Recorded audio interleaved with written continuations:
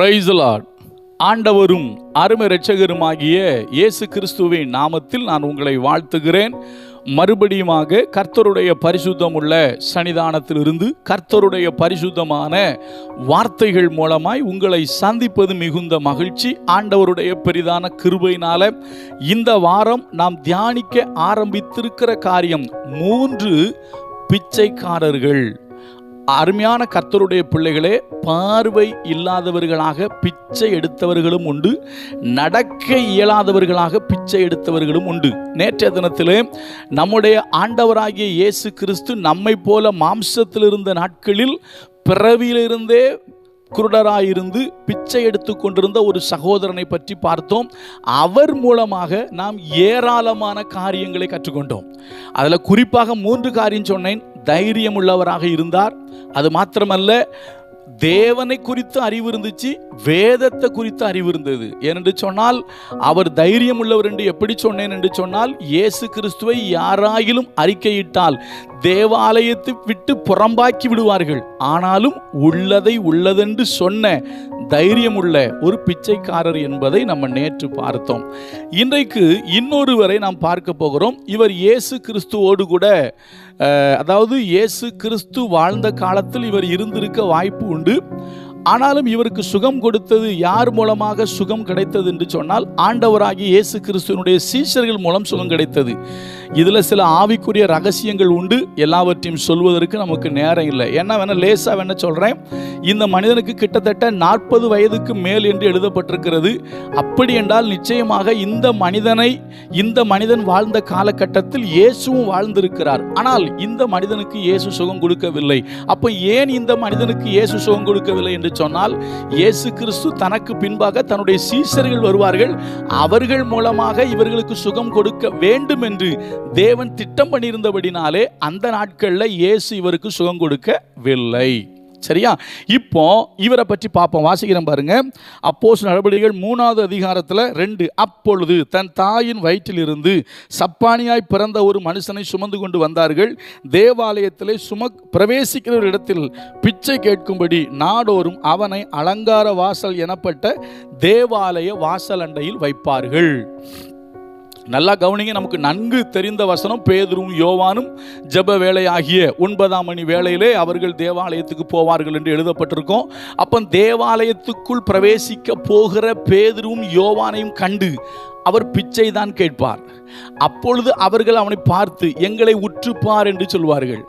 அப்பொழுது அந்த மனிதனும் தனக்கு ஏதாயிலும் கிடைக்கும் என்று உற்று பார்த்த பொழுது அவர்கள் சொன்னார்கள், எங்களிடத்தில் வெள்ளியும் இல்லை பொன்னும் இல்லை, நசரனாகிய இயேசு கிறிஸ்துவின் நாமத்தில் எழுந்து நட என்று சொன்ன உடனே அந்த மனிதன் நடந்தான். நல்லா கவனிங்க.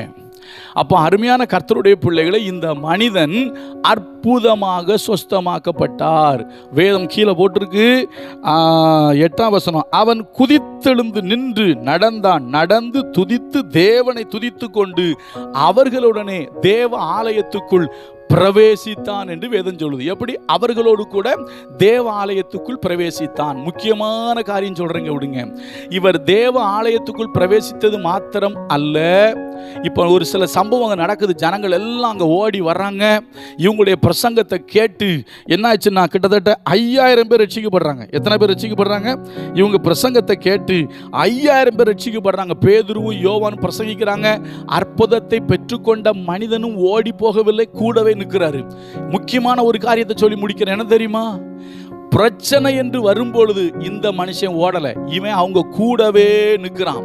இந்த மனுஷன் ஊழியக்காரனோடு கூட நின்றதனால ஊழியக்காரனை எதிர்த்து வந்தவங்களால வாய் பேசவே முடியல. அந்த வசனத்தை நான் வாசிக்கிறேன் பாருங்க.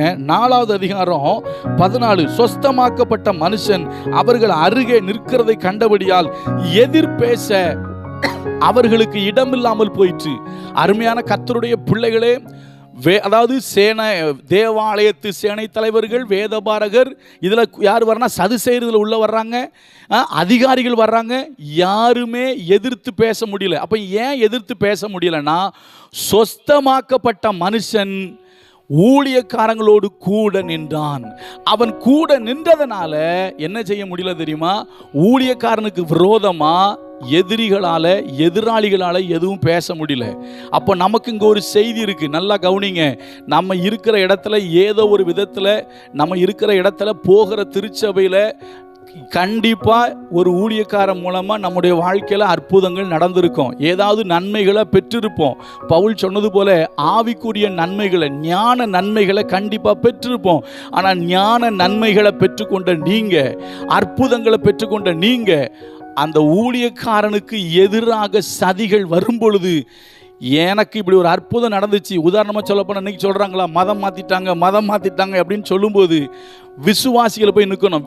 எப்படி? அற்புதத்தை பெற்றவங்க போய் நிற்கணும், அங்கே போய் நின்று சொல்லணும், இந்த அற்புதம் எனக்கு நடந்துச்சு, அதனால தான் நான் இவங்க கூட நிற்கிறேன், சர்ச்சுக்கு போகிறேன். இவங்க என்ன மதம் மாற்றலை, இவங்க மூலமாக இயேசு கிறிஸ்து எனக்கு ஒரு அற்புதத்தை செஞ்சார்னு சொல்லி அற்புதத்தை பெற்றுக்கொண்ட விசுவாசி நிற்கணும். இன்னைக்கு நிறைய இடங்களில் அற்புதங்களை பெற்றுக்கொண்ட விசுவாசி, ஞான நன்மைகளை பெற்றுக்கொண்ட விசுவாசி கூட ஏதாவது உலக லாபத்துக்காக சபையை விட்டு போகிற ஆட்களாக இருக்கிறாங்க. ஏதாவது உலக லாபத்துக்காக ஊழியக்காரனையே தெரியாதுன்னு சொல்கிற ஆட்கள் நிற்குது. ஊழியக்காரனுக்கு எதிராக சூழ்நிலை வரும்பொழுது நிச்சயமா சொல்றேன், நல்ல விசுவாசி, ஊழியத்தில் அற்புதம் பெற்ற விசுவாசி, ஞான நன்மைகளை பெற்றுக்கொண்ட விசுவாசி, நல்ல ஆவிக்குரிய சத்தியங்களை அந்த ஊழியக்காரன் மூலம் கற்றறிந்த விசுவாசிகள் ஊழியக்காரனுக்கு உறுதுணையா நிற்கணும். இந்த மனுஷன் நின்னதுனால தான் யாருமே எதிர்த்து பேச முடியல. அப்ப யாரு எதிர்த்து பேச முடியாதுக்கு என்ன காரணம்? அற்புதத்தை பெற்றுக்கொண்ட மனுஷன் திருச்சபையோடு ஊழியனோடு நின்னான். அதனால விசுவாசிகள் என்னைக்குமே அற்புதத்தை பெற்று அதிசயத்தை பெற்று, யாரும் எதுவுமே பெறாம சர்ச்சுக்குள்ள வரல, அற்புதம் பெறாம அதிசயம் பெறாம யாரும் சர்ச்சுக்குள்ள வரல, சும்மா யாரும் சர்ச்சுக்குள்ள வரமாட்டாங்க.